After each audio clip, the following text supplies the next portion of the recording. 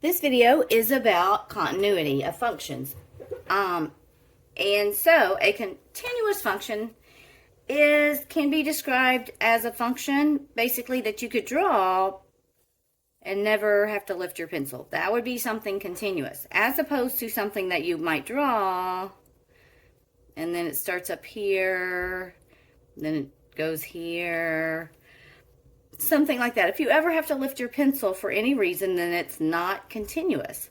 Some examples of a continuous process that happen every day is like maybe a person growing. If you measure their height, they're going to grow at a continuous rate. It's not like they ever skip.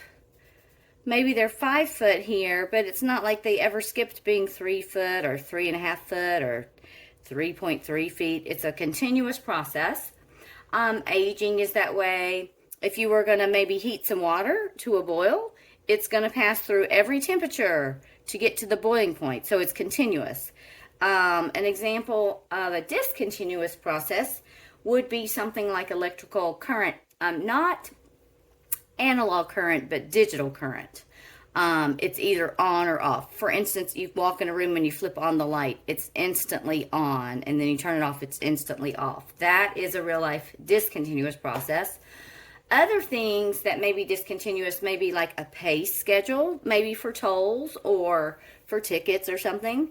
Let's just say if you're driving on a toll road in the morning, maybe the toll is $2.50, and then in the afternoon hours it's $2, and then in the evening when it's busy they crank it up to $3, and then maybe overnight it's $1. It would be jumping up and down. So that's an example of a discontinuous process. Here's the picture of what that maybe that toll looked like. Let's just say if this is maybe 12 a.m. to 6 a.m. to 6 a.m. to 6 a.m. and then we'll say 6 to maybe 8. So this is not the x-axis. Well, it is the x-axis, but it's starting at 12 a.m., 6 a.m. to 8 a.m. And then maybe maybe we'll go to 9. And then maybe from 9 to 4, it has a certain price. And then maybe 4 to, we'll just say midnight because I ran out of room. So 12 a.m. or we could say 11:59 p.m. Okay. So maybe we'll say from 12 to 6 when the road's not very busy. They don't care how many people go on there. So they have like a really low toll. Maybe it's at $1.50. Let's just say that's $1.50. And then from 6 to 9 when it's busy, maybe they say we don't want it to get too crowded, so only people who are willing to pay. And we'll jump up here to $4, let's say. And then from 9 to 4, we'll say it'll go from here. It'll be maybe $2.50. And then from 4 to midnight, they do some kind of average, or maybe they jump it back down to low. But this would be like a price scale. That's an example of a discontinuous function right there. This would be, if I were to draw this real accurately, this is open circle, this is closed, this is open circle, this is closed, this is open circle, this is closed. That way it's a function. So that's an example. And we can see that this guy's jumping all over the place, and you definitely had to lift your pencil for that. Another way a function could be discontinuous, let's say, is if you just had a continuous function, but it just like had a hole in it for some reason. Had a hole in it, and maybe this was open circle here, and it could even be defined right here. But it doesn't matter. I had to lift my pencil to get to that. So that would be a discontinuity right there. Or you've seen maybe a function that at some point it might go up towards infinity, something like that. There are some functions that look like this. Would be like 1 over x squared, but shifted to the right a little bit. But this is called a discontinuous function if it goes to infinity at some point. So these places where they're discontinuous, I'm just going to label them. I'm going to label them C. So in that graph, there's a place where my function was discontinuous, an x value where it was discontinuous. Here, I would call this C.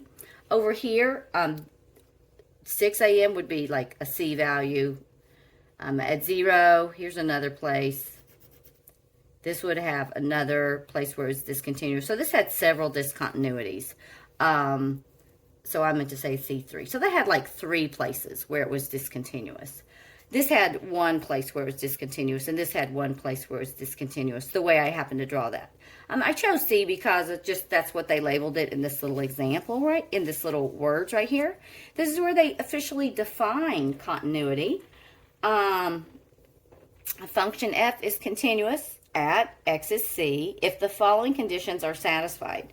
Number 1, f of c has to be defined. So if you had some graph where it was going along, it was fine, but you just had one place where it didn't have a home, not defined, that would be discontinuous.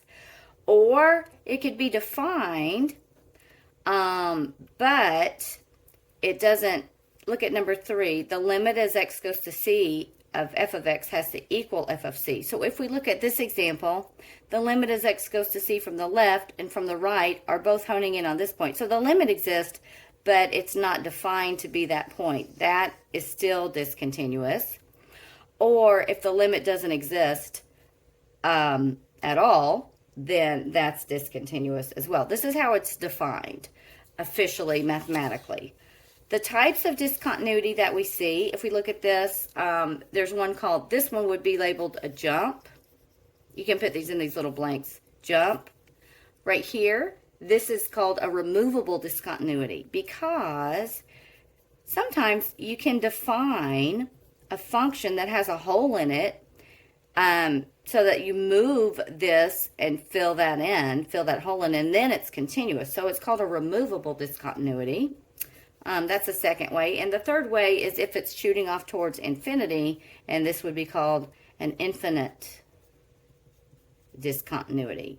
So that's what discontinuity is, and the types that we see.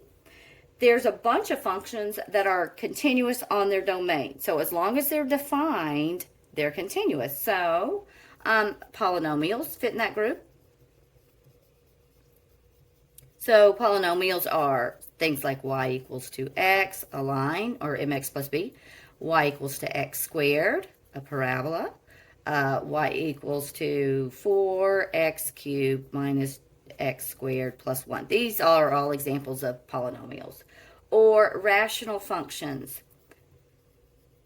So 1 over x or 2x over x minus 5. These do have places of discontinuity, but they're continuous on their domain. So this is an example of that. This is a rational function, 1 over x squared. But his domain is all of the real numbers except for when x is 0, because that's when it'd be dividing by 0. Oh, this graph is not accurate. Let me see. Maybe x minus 2 squared. Okay, this got shifted to the right too. So it's discontinuous, let's say at x is 2. So as long as x is not 2, we're not dividing by 0. So all of the numbers except for 2 are in the domain. So as long as we're not at x is 2, it's continuous. It's not hopping around. That's what that means. So rational functions are also exponential functions. So the money equations like e to the 4x, exponential, or 2 to the x, these are exponential. Logarithmic functions, the natural log of x, or log base 3 of x minus 2, as long as it's on their domain, these are fine. Also radical functions, things like the square root of x or the cube root of x. As long as these guys are defined on their domain, they are continuous.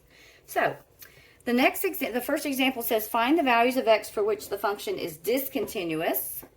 And we're not going to do the second part, so don't worry about that part. Okay. So find the values of x for which the function is discontinuous. Where is it not going to be continuous?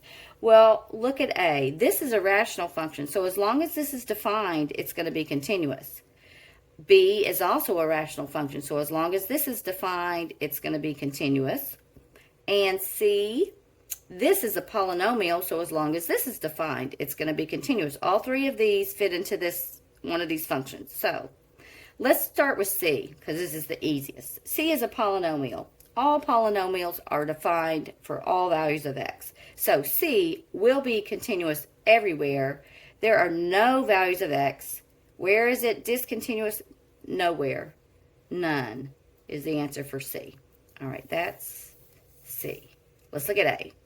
Where is this guy discontinuous? Only where we're trying to divide by 0. So if you look at this, where would you be trying to divide by 0? When the denominator is 0, or when x times x minus 2 is equal to 0. And that's going to happen when either x is 0 or x minus 2 is 0. And that's going to happen when x is 0 or when x is equal to 2. These are the two places where this will be discontinuous. B, that was A, B, x plus 6 over x squared minus 36 will be continuous everywhere except for where it's undefined. Again, this will be undefined when the denominator, x squared minus 36 equals to 0. I'm going to factor this, and this is difference of squares. X plus 6 times x minus 6, and set that equal to 0. And so when will this equal to 0? When x is negative 6 or when x is 6. These are the two places where that function will be undefined and where that function will be discontinuous. So now we're going to do the back page of your handout, but I'm going to take I'm going to make this into two videos. So this is part 1.